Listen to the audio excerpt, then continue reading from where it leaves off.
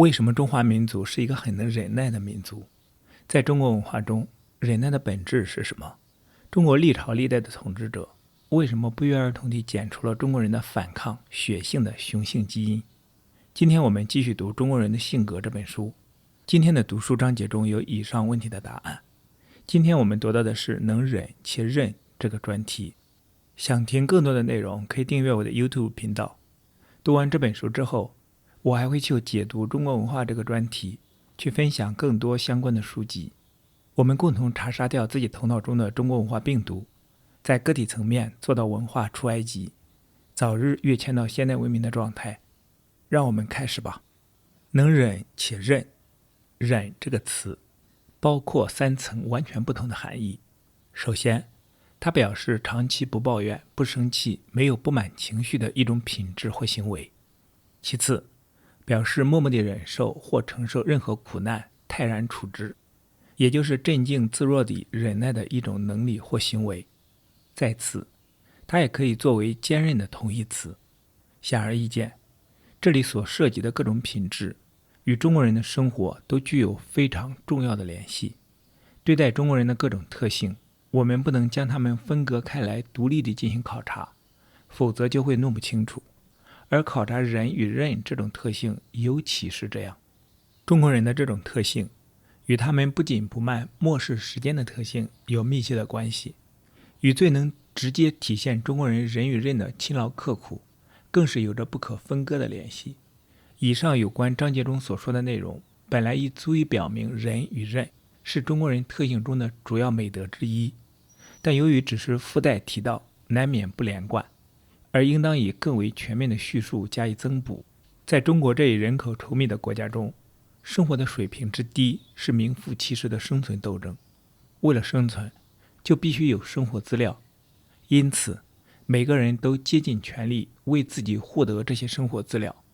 中国人完全可以说是把贫穷变成了一门学问。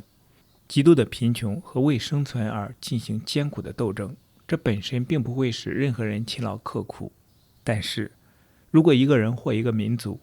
具有勤劳刻苦的天性，那么勤劳和为生存而斗争就会使这种天性得到有效的发展，同样也会使节俭这一中国人重要的特性得到发展，而且还会发展出忍与韧的品格。猎人和渔夫懂得，他们的生计靠的是他们行动的隐秘和小心，以及等待时机的耐心。不论他们是属于哪一种民族，文明的、半文明的，或是野蛮的，他们总是隐秘、小心而又有耐心的。中国人长期以来一直在最为恶劣的条件下谋生，因此他们能把最文明民族积极的勤劳刻苦与南美洲印第安人消极的忍耐结合在一起。在这里加一句，由于这本书作者写作于清朝末年，那时候广大的降虏地区被满族人残忍地对待，所谓留头不留发、留发不留头的口号的流传，足以说明广大降虏地区人口的政治地位和生存环境，以至于到了清政权倒台时，在各地满族人统治的地区，汉族人对满族人实施了对等的报复，从而在同一个空间、不同的时间段上实现了公平和正义。好，继续回到这本书。中国人心甘情愿为很少的报酬长时间的干活，因为报酬再少总比没有要好得多。长期的经验告诉他们，勤劳刻苦并不一定能有更多的机会。西方人则认为，机会是勤劳刻苦的自然结果。所谓自然的结果，是指相应的条件具备后，结果随之而来。显然，每平方英里500人的人口密度，这样的条件并不适合于证实所谓的勤劳与节俭是幸运儿的双手这样的格言。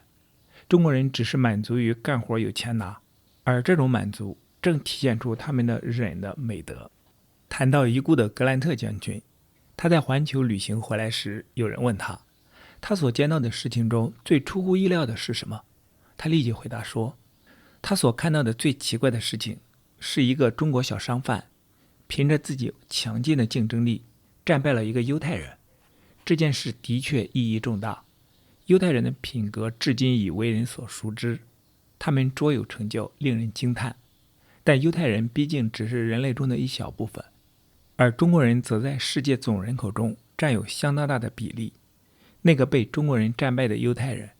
与其他犹太人肯定没有本质的不同，而那个成功的中国人，与其他数百万的中国人肯定也无本质的差别。因此，如果是其他中国人有机会与犹太人竞争，除了竞争者的身份不同外，竞争的结果也许没什么两样。中国人的韧性是世界一流的。如前所述，一位中国学生年复一年地埋头参加考试，直到90岁才如愿以偿，否则他死不瞑目。这样做并非为了报酬，而且也不可能有报酬，只是为了证明自己有超凡的韧性。这是中国人所具有的一种内在天性，就像是鹿的飞跑能力和鹰的敏锐视力。就算是商店门口最下贱的乞丐，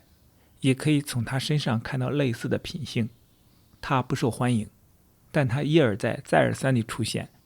他的耐性不衰，他的韧性不变，非要掏到一个铜钱不可。有一个故事，说的是一位阿拉伯人的头巾被陌生人偷走了。丢失者非但没有因为丢失了这件重要物品而去抓小偷，反而立刻去部落的墓地，坐在入口处。有人因这种奇怪的行为问他为什么不去抓小偷，他镇定且具有东方特色地回答，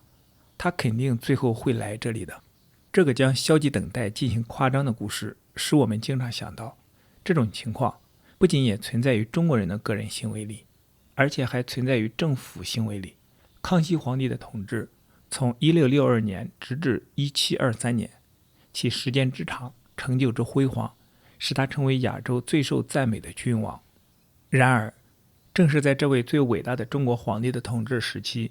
被称为国姓爷的一位中国爱国将领，竟敢在广东、福建两省的沿海地区进行大肆破坏，居然连政府的战船也根本对付不了他。在这种情况下，康熙想出了一个权宜之计，命令沿海所有军民朝内地后退30里，约合9英里。在这个地方，旧王朝的维护者就无法再进犯了。这个稀奇古怪的圣旨下达后，居然大获成功，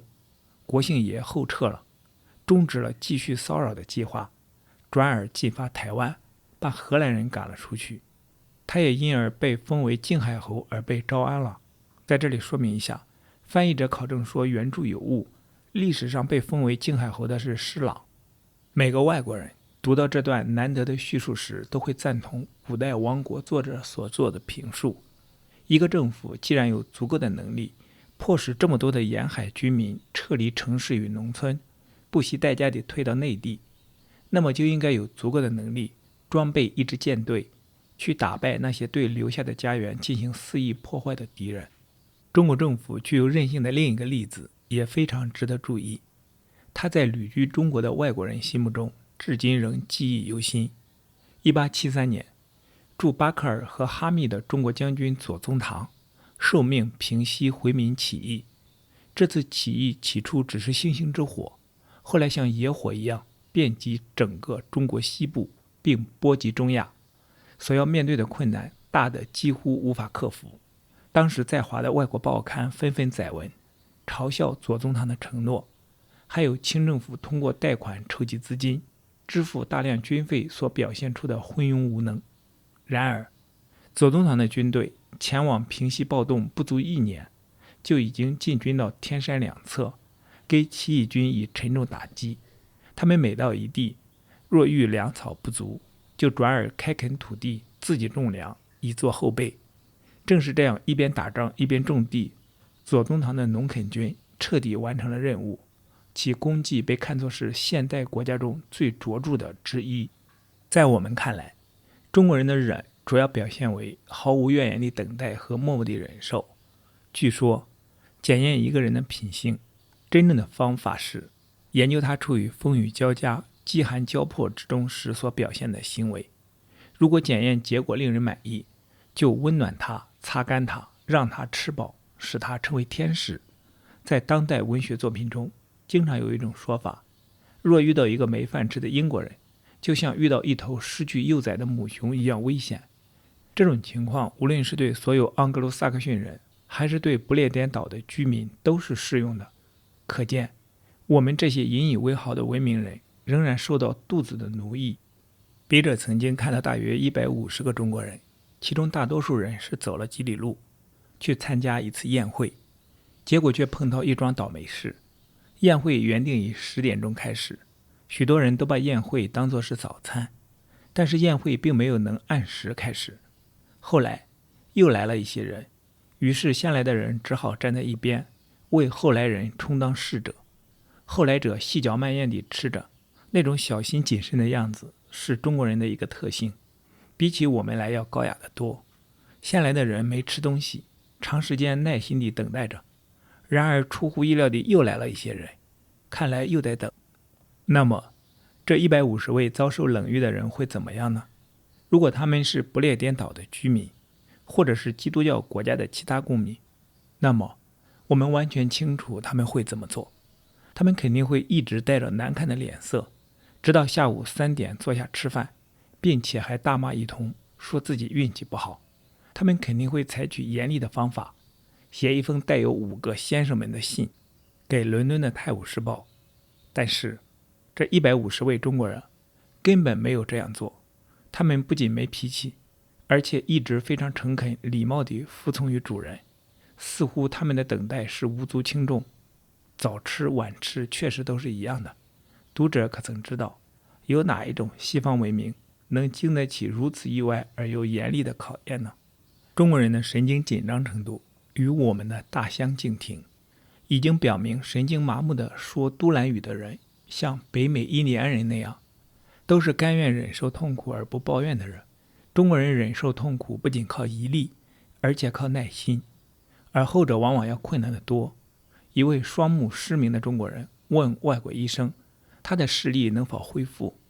并且还干脆地说，如果不能恢复，那就不再为治疗眼睛操心了。当医生告诉他无能为力时，这个人回答说，这下可心安了，这并不是我们所谓的无可奈何，更不是绝望，而只是一种能使我们忍受痛苦的品格。我们把焦虑看作是现代生活的祸根，轻视刀刃的铁锈，而中国人却具有不着急的天性。这对于完全有理由着急的整个民族来说，的确是桩好事。地大物博的国家遭受着周期性的干旱、水灾，以及由此引起的饥荒，诸如打官司这样的社会麻烦事，以及因为某种不确定因素而造成的更令人担忧的灾难，困扰着成千上万的人，但结果却完全可能出乎观察者的意料之外。我们曾多次问一位被夺走了土地、房屋和妻子的中国人，以后会怎样？他总是回答，再没有太平的日子了。那什么时候才有个头呢？谁知道，也许早，也许迟，但肯定麻烦不少。生活在这样的条件下，除了无限制的忍耐，还能有什么更好的法子呢？给外国人印象最深的也许是，那种不幸的灾难接踵而来时，中国人所表现的忍。外国人所最熟悉的那些中国省份，很少能幸免于水灾、旱灾和饥荒所造成的灾难。1877年至1878年的那次令人恐怖的大饥荒，有几百万数不清的人遭难。这些往事至今仍然让目击者久久无法忘怀。当时由于黄河水泛滥，突然改道，给广大的地区造成了无法估量、难以想象的灾难。几个省份最好的地区都被破坏，肥沃的土地被冲毁，变成了一片黄沙地，几千座村庄消失了，死里逃生的灾民无家可归，四处流浪，陷于绝望。大批的人并非因自己的过错而突然家破人亡，陷于绝望，这对任何政府来说都不是好对付的。自我保存是自然界的首要法则。那些无缘无故被迫陷入饥饿的人，联合起来迫使有粮食的人拿出粮食分给饥饿的人们，难道还有比这更合情合理的吗？在一些大城市，贫穷的受难者最为集中，确实有按某种方式发放救济，但是救济相当有限，时限又短，并且不向灾民，即使是重灾民提供任何药品，这也是事实。对于遭灾严重的那些人以后的生活，政府就没考虑那么多了。至于土地的开垦、房屋的重建，以及新环境下的重新生活，政府一概不管，百姓要求减免税负，经常是得不到应允，除非是一而再再而三地向地方官表明，根本就没东西可以用来抵交税负。对于一个来自西方国家的外国人来说，面包，面包，否则就流血的革命口号是很熟悉的，但很难理解为什么无家可归、饥饿绝望的灾民宁可在被洪水和饥荒摧毁的地区流浪，而不愿团结一致向当地官员要求救济。这些地方官确实无力满足他们的要求，但总能迫使他做一些事，而这也算是开个头，以便能迫使他做更多的事。如果他不能安抚百姓，他就应该下台，就让其他官员取代他的位子。但是我们反复恳切地询问大饥荒时的中国人，为什么不采取那样的举动呢？回答肯定就是一个词儿：不敢。如果还要花费口舌，硬要说一个人与其饿死，还不如起来造反被杀死，就算是非正义的也没有什么不好，那么回答仍然是不敢，不敢。中国人之所以不采取这样的做法，大概有2个原因。他们是最讲实际的民族，凭着本能感觉到这样做是徒劳的，因此他们不可能进一步联合起来。但我们必须相信，主要的原因还在于中国人可以有本事无限地忍下去。正是因为忍，在中国可以看到一种最压抑的情境：成千上万的人明明可以轻易地夺取多得装不下的粮食，但却偏偏要让自己默默地饿死。中国人对这样的怪事已经是习以为常，以至于无动于衷，就像身经百战的老兵无视战争的恐怖一样。